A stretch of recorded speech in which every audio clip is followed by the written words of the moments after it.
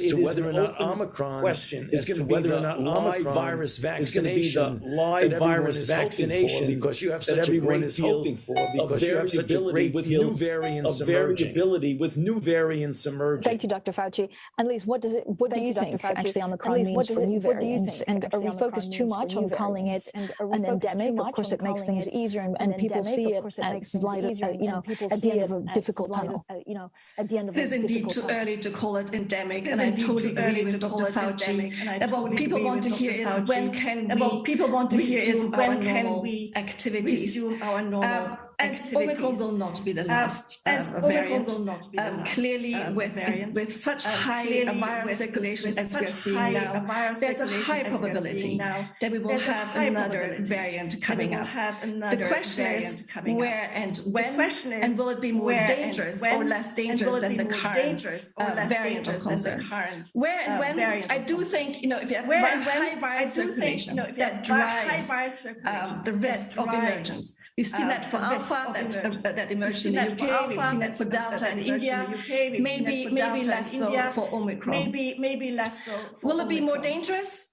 Of course, we all hope it won't. And based on evolutionary advantage to a virus, it is more likely it will attenuate. That means will further be associated with less severe disease, just based on the mere fact that a virus has an advantage. If you have high transmissibility, but you don't also kill your host at the same time. So we're all hoping for the best case scenario. The next one will be even further attenuated. That said, I think the world needs to be prepared also for the worst case scenario. And the worst case scenario would be that indeed there could be another viral recombination that would combine maybe the capacity to have high transmissibility and high mortality. That's the worst case. And I still think it is not so likely, but we have to consider all case scenarios. Thank you so much, Annelise. Stefan, where do you think we're in the pandemic?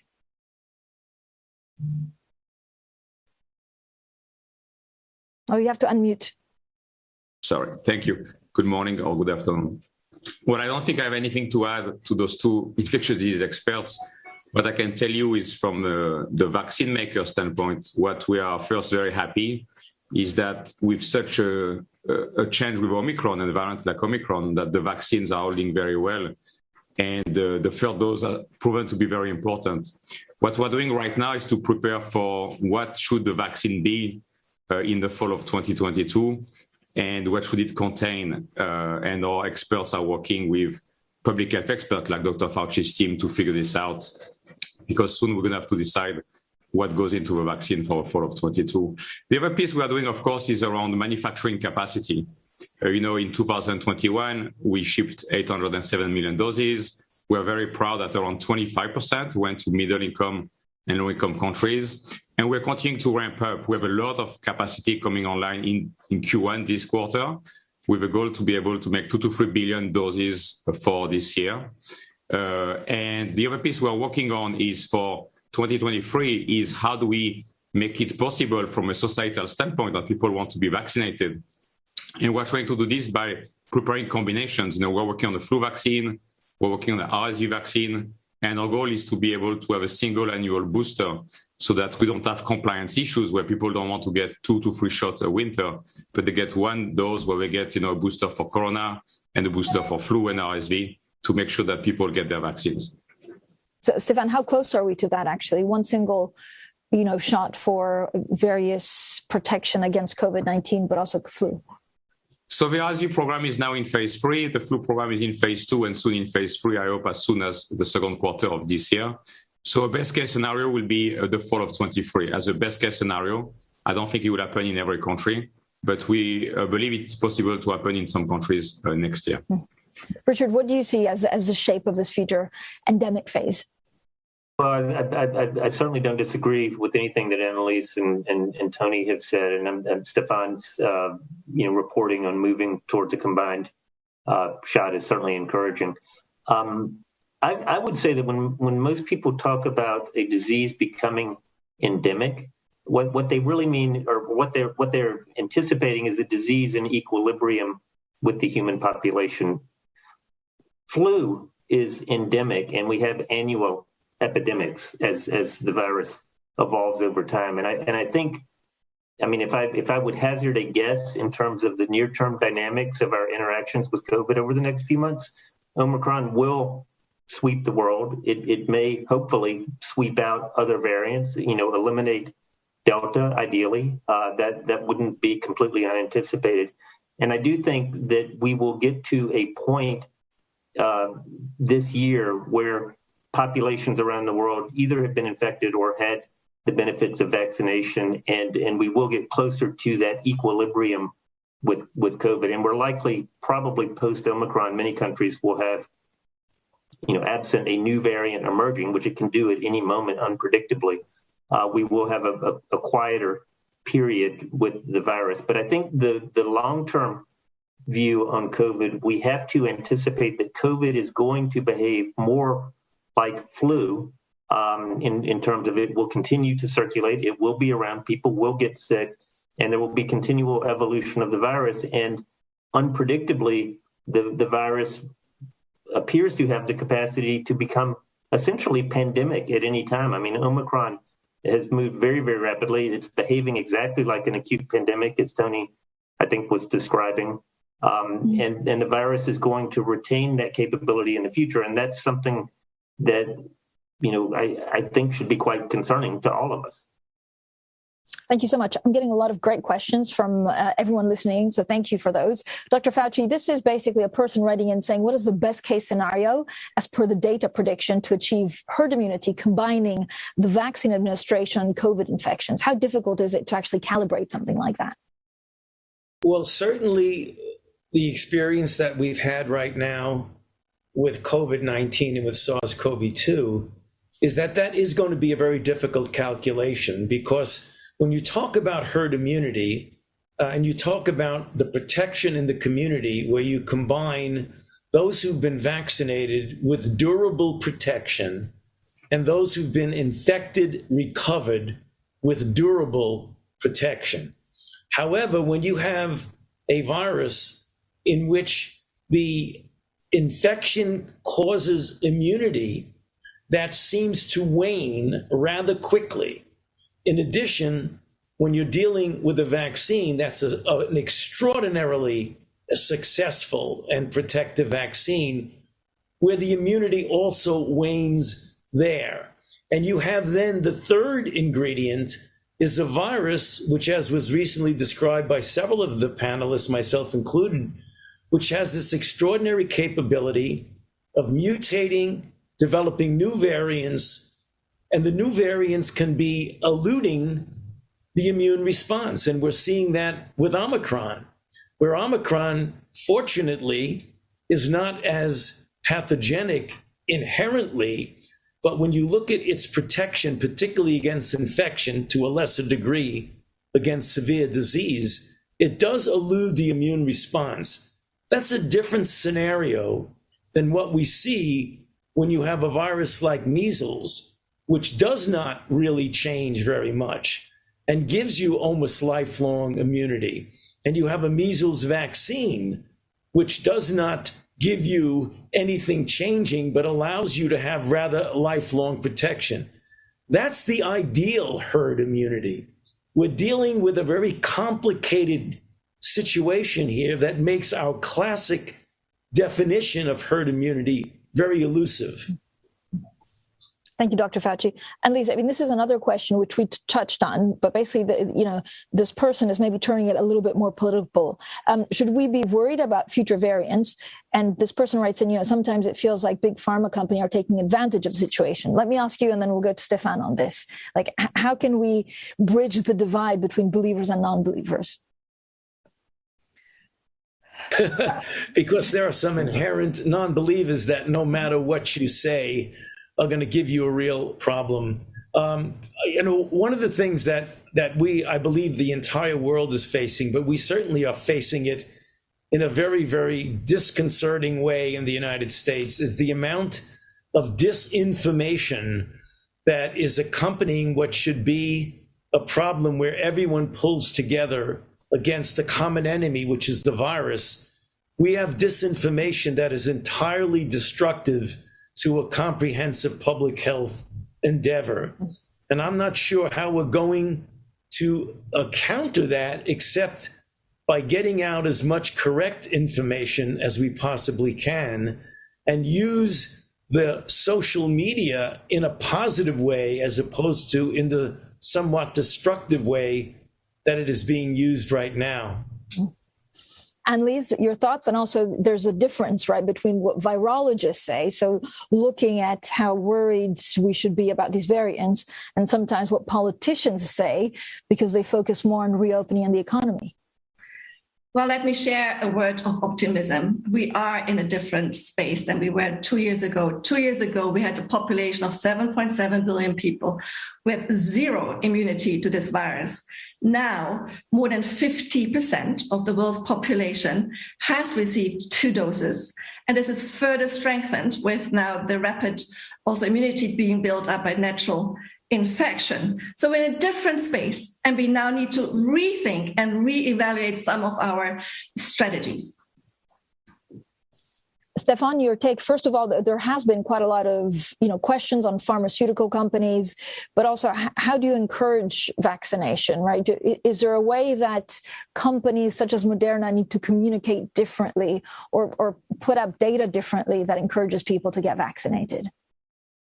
Yeah, so the vaccination question is, of course, a very complicated one. I mean, many public health experts and governments have tried really hard for now 2 years to get people to believe in the vaccines. And of course, there's always a better job that we can all do, starting from the companies, in terms of explaining the science, explaining the side effects, explaining the long-term benefit, and the risk-reward of getting a vaccine versus not getting a vaccine. I think a lot has been done, but clearly more can be done. But as Tony said, what is sad is all the misinformation that we are seeing every day online, sometime on TV, about the vaccine and what they do and what they don't do is really sad in today's world.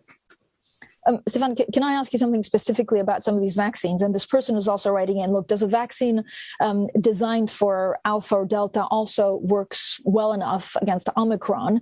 And how much faster have you been able to adapt some of these vaccines for every new variant? Sure. So the vaccines that are currently available were designed for the original strain. They have not been adapted, that I'm aware of, to the Alpha or to the Beta strain, at least ours has not. As we've seen and shared the data very quickly when we had it, and we had a strong partnership with Dr. Fauci's team on the data generation in the fall around Thanksgiving when Omicron appeared. What was seen is we saw an important drop of neutralizing antibody after 2 doses of the vaccine. But what we saw, thankfully, is after a 3rd dose, there was very strong protection, which is why you saw around the world all the public health experts and governments urging people that had not been boosted to get a 3rd dose to protect them, especially people at a high risk. What we're doing, and we started this the Wednesday before Thanksgiving, the day we saw the sequence, is developing an Omicron-specific vaccine. That vaccine is being finished to be made. It should be in the clinic in the coming weeks. And we're hoping in the March timeframe, we should be able to have data to share with regulators to figure out the next step forward. And that's always been a great partnership between public health experts, the regulators, and vaccine makers to figure out what's the best path. As Tony said, for 2 years, we've all worked literally 7 days a week together to figure out how to fight this common enemy of the virus. The enemy is not another company or another group. The enemy has only been the virus and will stay with the virus. Richard, a better, more broadly protective vaccine that would be effective against all future variants, of course, is what everyone's hoping for. How far away do you think we are from that goal? And what more is needed to make that vision a reality? Well, I mean, I think the first thing that's needed to make the vision a reality is investment in the research and development. And Dr. Fauci and his team at NIAID have already begun to make investments. We've already begun to make investments. There's some private sector partners that are pursuing it. There's a lot of science that we still need to sort through to figure out how to, capture the benefits that we have seen. And I'll talk about that in a minute. In a specific vaccine, there was a really important proof of concept, biological proof of concept observation that was reported from Singapore. Lin Fa Wang is a scientist very prominent in the coronavirus research community, actually administered an mRNA vaccine to persons who had actually survived SARS-1 back in 2003 and 2004. They'd been infected with SARS. He administered a mRNA vaccine to them, the Pfizer vaccine, and then looked at their antibodies. And they produced neutralizing antibodies not only against SARS-1, against SARS-2, against MERS, and against a number of other known animal coronaviruses. So that proves that the human immune response can generate neutralizing antibodies against coronaviruses broadly. How we capture that, put that into a vaccine, is something that we're looking at in a variety of different ways, a variety of different technical approaches. I would say that would be the holy grail, because we really don't want to be in a position where we are chasing the new variants that are going to come when they will, and unexpectedly, and potentially with quite, even if they're milder as Omicron is, the capability potentially to overwhelm healthcare systems. And so I think that needs to be, even as we support the vaccines that we've got, which, as Tony says, are very, very good vaccines. They have done a great job, particularly in preventing severe disease and death. But we don't want to be in a position where we're having to vaccinate everybody in the world every 3 or 6 months, or even annually, ideally.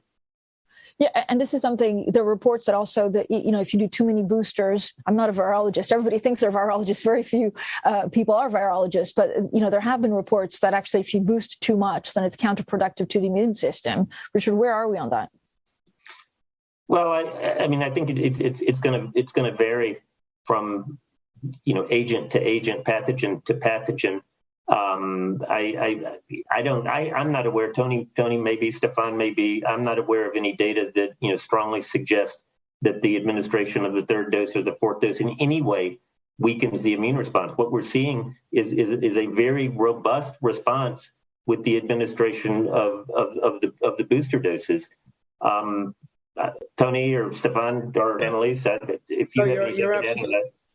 You're absolutely correct, Richard. There really is no evidence that if you boost, obviously, if you just overwhelm the immune system by just giving a person an antigen all the time, you get a hyperactivity of immunity. But giving boosters at different times, there's no evidence that that's going to hinder it. One of the things that we've got to be careful of, and I really want to underscore what Richard said, we really don't want to get into the whack-a-mole approach towards every new variant where it comes up and you all of a sudden have to make a new booster against a particular variant it gets up, because you'll be chasing it forever. So that's the reason why one of the things we are really all pushing for is what Richard just mentioned, of finding out what the mechanisms are that induces a response to a commonality among all of the different real and potential variants that we're seeing and that can occur. And that's something that I think is a very, very important scientific goal, to be able to do that. Once we get there, whether or not you have to intermittently boost someone with that, you use the word universal. I think before we talk about a universal coronavirus, we want to get a universal SARS-CoV-2 virus. Let's take it one step at a time. Otherwise, I think we're really going to be jumping ahead of ourselves. But we really need to also point out to people that when you have a virus that has such a high degree of transmissibility, a very, very good vaccine may not necessarily prevent initial infection and may allow it to be very mild.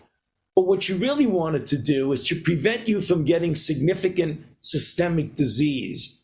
That would be a very, very successful pan-SARS-CoV-2 vaccine. Stefan, do you think, are you working on this better, more broadly protective vaccine to outdo them all? Or is it something that we already have because it has been pretty efficient in tackling the variants that we've had so far? As Richard and Tony said, we definitely, all of us want, better protection for people and the broader vaccines. There's a lot of work going on in academia and around the world. We are looking and partnering with a lot of people, but unfortunately, we are not there yet. But hopefully, we're making progress toward that direction. Annelies, what would you do differently in terms of maybe explaining some of these variants to the broader population? It's already being said. The key message remains the vaccines still really work very well against severe disease. And what we really want, the primary objective, is we want to avert deaths and protect healthcare systems. We're still in an epidemic. Our healthcare systems are still overwhelmed. We still need to continue our public health and social measures. But as population level immunity is increasing, both through natural infection and vaccines, we will now have a stronger hybrid immunity that will protect us against new variants. So even if we have more severe new variants, this population now is different. We do now have a cellular immunity from background exposure, be it vaccines or infection, that will protect us against more severe disease. Dr. Fauci, I'm also getting a lot of questions from the U.S. or for the U.S. specifically. So why is the U.S., this is a broad but actually quite deep question, why is the U.S. a first world developed rich economy struggling to contain COVID? Well, that's a very good question. And I think some of the answer to that question has already been articulated by our panel members. One of the most important thing is that we have, somewhat, and I think it'd be perfectly honest, somewhat of a fractured and disparate accessibility to healthcare in our nation. We have a great disparity. We have individuals who don't have access to care. We have a higher degree of hospitalization and death in our minority populations than we do in the general population. But we also have, what I mentioned earlier, and it's very disturbing, I believe, to all of us as public health officials and scientists, such a degree of pushback against regular, normal, easy to understand public health measures, reluctance to wear masks, reluctance to promote vaccination, reluctance to do kinds of public health measures that really we know if we all pull together as a society, we would be much, much better off. I mean, even at its best, this is such a formidable virus in its ability to do the things it's already done with multiple waves and multiple surges and multiple variants. But you make the virus have an advantage when you don't implement in a unified way all the very well recognized public health measures, particularly the vaccines. And I think that's one of the reasons why it's so unfortunate for the entire world, but even for a rich country like the United States that supposedly was the best prepared country for a pandemic, we are among a handful of the countries that have actually suffered the most. When you look now at the 65 million cases and the close to 900,000 deaths in our country, that is really, truly unfortunate and something that we would have hoped would have been avoided. Dr. Fauci, why does the U.S. not have free tests? Well, we're getting there very, very quickly. In fact, President Biden has made it very clear that he's put out, by the end of this month, 500 million free tests. There will be now an online capability of getting online and having free tests sent to your home, 8 per household per month. And then we're talking about in the next months or so to have the capacity to get anywhere from 200 million to 500 million tests per month. Many of them will be free. Many of them will be reimbursable through insurance. So although, as the president honestly said, that we could have done better with free testing, right now we are really on the process of getting tests widely available and free for individuals in the United States. I'm getting quite a lot of questions on tests, which we'll come back to. And Annelies, would it make sense to include vaccine education in schools, for example, to try and curb some of the misinformation out there? Start with the medical schools. We need to educate a lot of doctors and medical students and the scientific community, because they are part of the conspiracy theories. So yes, education on vaccines and their benefit, the cost effectiveness, their relative safety, the public health benefit needs to be strengthened around the globe. I have a lot of questions about testing. So what works, PCR, rapid antigen, and their efficiency against Omicron and new variants. I don't know who would like to get us started on this. Richard, is it something that you look at? Actually, we work with our partners at an organization called FIND, which is, I think, the Foundation for Innovative New Diagnostics under the ACT Accelerator, the WHO-led effort. They are really leading on diagnostics and trying to get diagnostics distributed globally. Just to come back to Tony's point, the importance of having rapid access to diagnostics is absolutely critical if citizens are going to govern their own behavior. One of the challenges with Omicron is there have been reports that the lateral flow tests are, have a slightly lower sensitivity and thus are not capturing all of the positive cases. So you could have what are called false negative lateral flow tests. But my understanding is they still work, but there is a lower sensitivity, and those tests can be updated and I think are in the process of being updated. The PCRs, of course, still work quite well. Access to PCRs can be challenging in many environments. I was home, I live in the UK, but I was in Bethesda over the holidays when Omicron was peaking, and we had what I think was a cold because I finally got a PCR that was negative, but it took me 5 days to gain access to a PCR, which in a period when you think you might have Omicron, I was behaving well and staying home, but not everybody would. And that could lead to further spread in the community. So diagnostics, access to diagnostics and updated diagnostics are absolutely critical to managing an infectious disease crisis. That is a big challenge, Francine, that we really do need to get. We need highly specific, highly sensitive, easy to do at a point of care setting. We're not there yet. The PCR are highly sensitive. In fact, in some respects can be a bit misleading because you could recover from the acute phase and not have replication competent virus. And since the PCR doesn't tell you whether it's replication competent, it tells you have nucleotide fragments there. On the other side of the coin, the antigen tests are less sensitive if you give just one. But if you can do it in a sequential way, they become cumulatively as sensitive as a PCR. But there are a considerable numbers of false negatives when you have a less sensitive antigen test. So you have two ends of the spectrum. You have one that's highly sensitive, but as Richard said very appropriately, sometimes it's difficult to get, and you have to wait a few days sometimes to get the result. The question is, what do you do in the meantime? On the other hand, the easily accessible one has a lesser degree of sensitivity and can give you a false negative.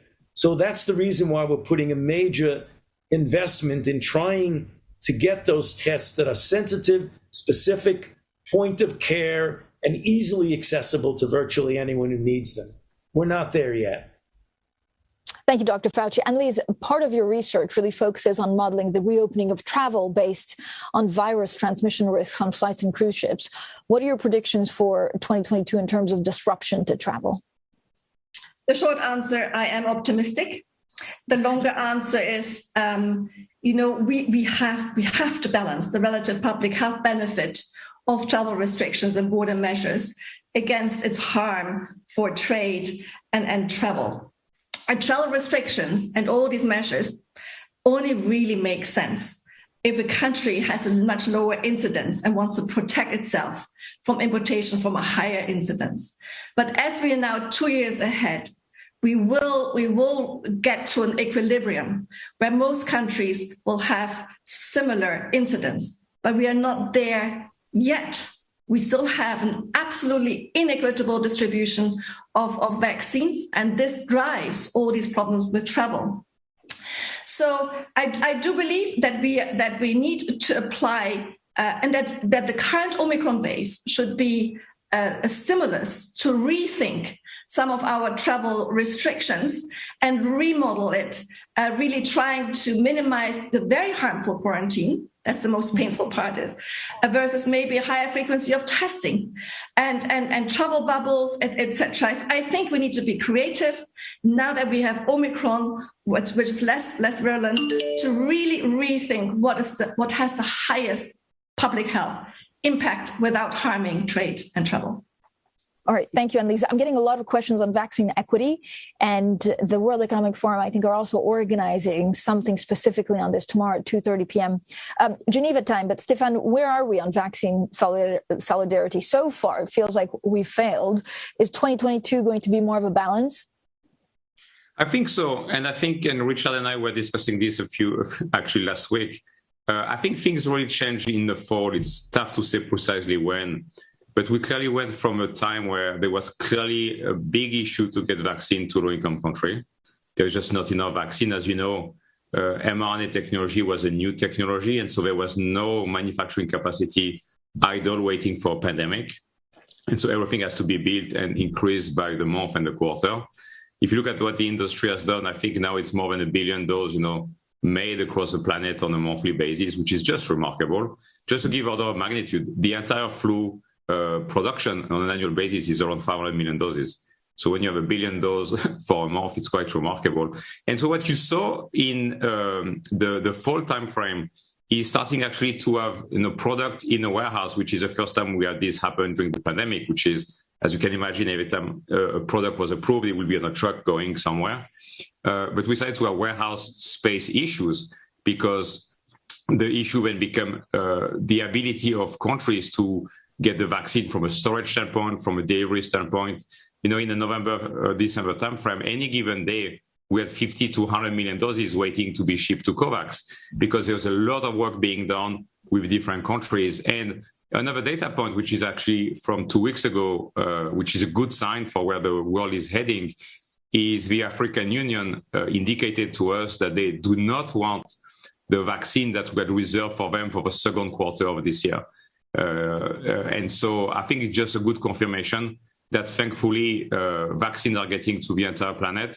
I think now what I'm hearing from colleagues on the ground is the issue in low-income countries, how do we get those in arms in terms of warehouse, medical professionals. And I think the rich country, the high-income country need to do more to help low-income countries in terms of getting doses in arms, because I don't think the problem is access to those anymore. That was last year's problem. I think it's really getting them in arms, and I think we should be able to do more. Richard, do you agree, first of all, are you optimistic about vaccine distribution? And, if we're not aiming for a temporary waiver of intellectual property, then what would be the best way to actually ensure that there's vaccine distribution in lower income countries?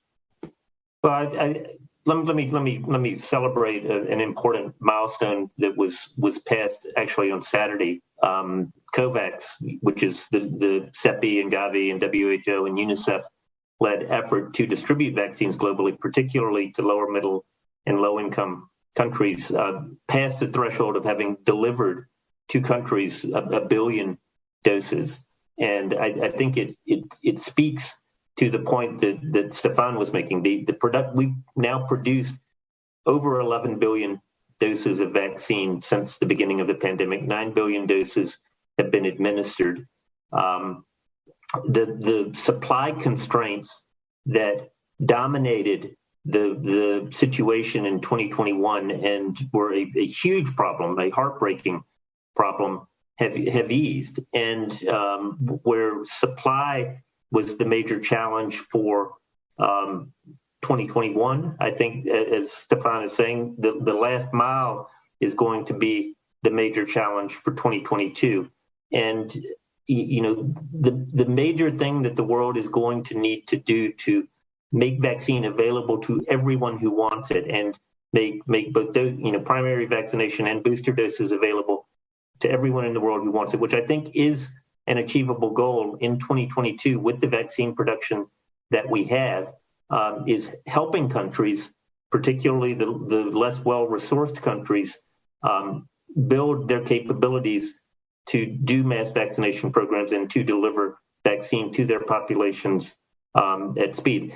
there's been a lot of focus on what hasn't been accomplished and the equity gap that has emerged, and that is real, and that gives us plenty of opportunity to improve for the future. But there hasn't been, I don't think there's been enough focus on what has been accomplished. I mean, HIV medications, effective HIV medications, there was a gap of a decade before those became widely available in many parts of the world in Africa. I mean, Tony led the effort on PEPFAR, which really was game-changing for many African countries in terms of making those vaccines available. In the last pandemic, after 13 months of a vaccine donation program, only 78 million doses delivered outside of the wealthy countries.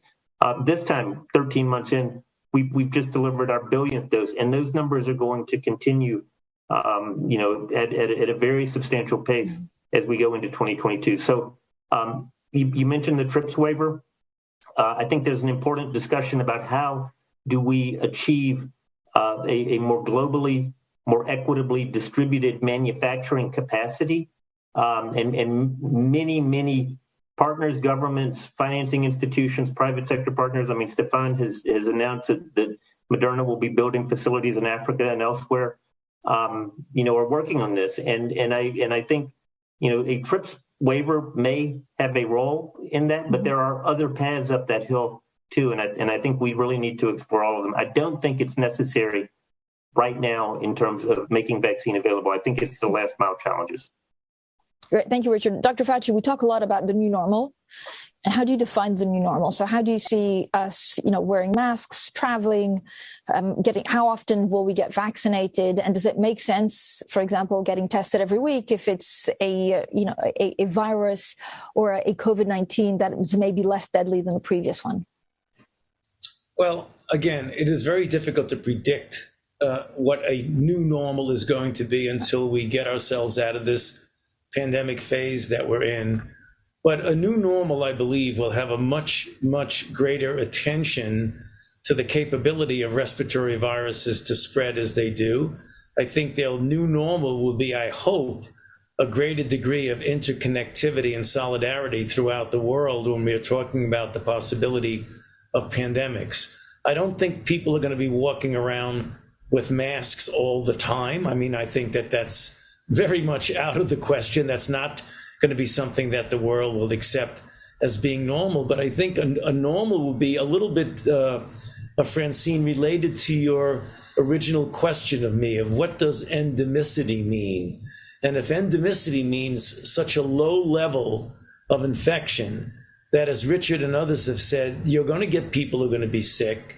It's not going to be that you're going to eliminate this disease completely. We're not going to do that. But hopefully it will be at such a low level that it doesn't disrupt our normal social, economic, and other interactions with each other. To me, that's what the new normal is. I hope the new normal also includes a real strong corporate memory of what pandemics can do. So we don't just go on when we get this under control, forgetting how we have to do better in both the scientific preparedness, the public health preparedness, and the public health response. If it were not for the decades of investment in basic and clinical research that antedated this pandemic, we would never have been able to hit the ground running and within such a very short period of time get a highly effective and safe vaccine that goes into the arms of individuals 11 months after the virus was first identified and put on a public database. So, Dr. Fauci, are we advancing towards some kind of global, financial architecture to be able to fund pandemic preparedness for the preparation and response to the next one? Well, again, when you talk about pandemic preparedness, there are certain aspects of pandemic preparedness. One is scientific and one is public health. And I think that the kinds of things that Richard has been doing in collaboration with other organizations is really part of the public health preparedness that links up very closely to the scientific preparedness of getting better platforms, better imaging design, the ability to get production literally within a very fraction of the amount of time that it takes to go from the recognition of a new pathogen to the ability to get vaccine. And one of the things that Stefan mentioned is to get a global production capacity so that you don't have to wait until hundreds of thousands, if not millions of people die before you can get vaccines out. That's where we should be heading. We have a minute and a half left. So, Stefan, what are you optimistic that we'll do better in the next pandemic? And what are you worried about that we won't learn from? Yeah, so I'm optimistic. I mean, I'm an entrepreneur, so I'm optimistic by nature, but I'm optimistic that what is being done today is going to help tremendously. As you know, we're working with Dr. Fauci's team, we're working with Richard to work on many more pathogens that we know. The entire scientific community has known for years that there's a list of around 20-ish pathogens that are at risk for which we need vaccines. You know, we have a Zika vaccine in phase 2 that we collaborated with BARDA. We're working on a Nipah vaccine. Those are viruses that not everybody has heard of. Because we need to have the data of what dose, what construct from a genetic standpoint is required, and at what dose, so that if a new pathogen emerge of that family, we can very quickly move into phase 3. I think we could potentially shave up to 6 more versus what we were able to do in 2020, which, as Tony said, was already a world record by any stretch. The other piece is manufacturing. If you look in 2020, we were able to ship 20 million doses to the US government when the vaccine was authorized. That is not a lot. But because this year we're going to have, 2 to 3 billion doses of capacity in the 6-month time frame, which is what I believe it will take us to get authorization of such a vaccine, if all the work has been done before in preclinical and clinic, you could have 1.5 billion doses available in 6 months. And it's just from Moderna. And then you had over platform, I think it should be a much bigger number. So I think we have all the means to do that. And we're investing heavily also in plants in Canada, in Australia, in Africa, to be able to have a very decentralized manufacturing network. Great. Thank you, Stefan. Annelies, in 45 seconds, what are you most optimistic about? Travel will resume. I think we will have a better summer.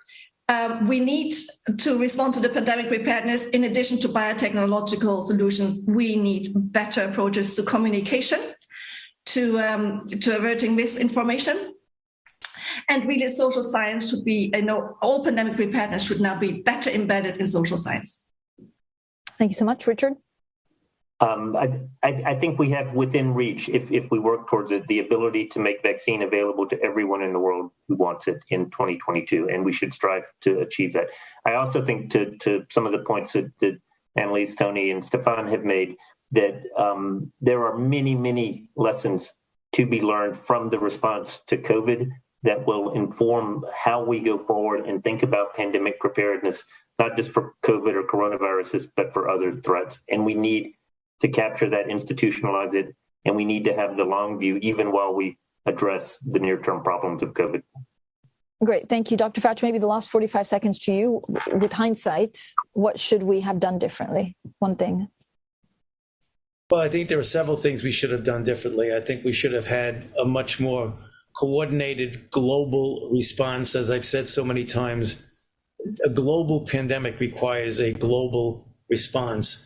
And we have to keep in mind the issue of equity all the time, because you can't have a situation where you have virus circulating freely in one part of the world. One, because we have I think, almost a moral obligation for the lower and middle income countries to make sure that doesn't happen. But also it's for one's own self-interest, because as long as you have virus anywhere circulating freely, you're going to get virus that will ultimately impact all of us. We've got to do it as a global community. That's what I think is such an important lesson. Well, thank you all for a pretty comprehensive conversation, of course, on COVID-19. Have a great day, everyone. Thank you. Thank you.